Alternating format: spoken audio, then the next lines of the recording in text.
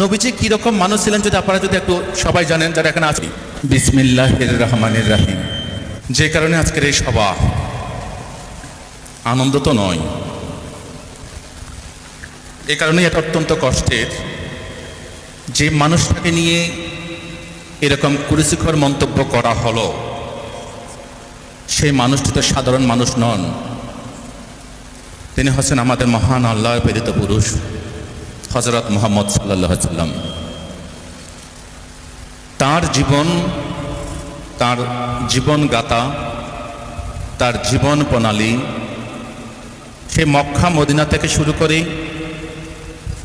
তিনি যেভাবে আল্লাহর ওহী লাভ করেছিলেন, 27শে রমজানে যে কুরআন নাযিল করা হলো তার মাধ্যমে মহান আল্লাহ সে নবীজির জীবন যে অত্যন্ত সুন্দর, পবিত্র এবং সকলের মনোমুগ্ধকর, এবং তিনি শুধু ইসলাম ধর্মের নয়, তিনি সকল ধর্মের মানুষকে ভালোবাসতেন, তার অজস্র প্রমাণ রয়েছে।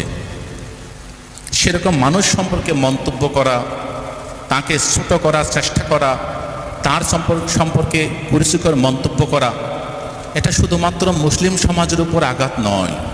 এটা আমরা যারা ভারতবর্ষের সাধারণ মানুষ আছি, যারা সম্প্রীতির মানুষ আছি, যারা আমরা বিশ্বাস করি ভারতবর্ষে যতটুকু অধিকার হিন্দুদের রয়েছে ততটুকু অধিকার রয়েছে মুসলমানদের, সেই মানুষগুলোর কাছে অত্যন্ত কষ্টের, অত্যন্ত বেদনার।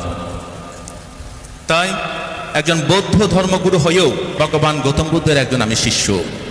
তাই নবীজি কীরকম মানুষ ছিলেন যদি আপনারা যদি একটু সবাই জানেন যারা এখানে আছেন আমার থেকে, অনেকে আল কোরআন সম্পর্কে ভালো জানেন, অনেকে পবিত্র হাদিস সম্পর্কে ভালো জানেন। আমিও কখনো কখনো এই আল হাদিস আল কোরআন একটু নাড়াচাড়া করে একটু পড়াশোনা করার চেষ্টা করি।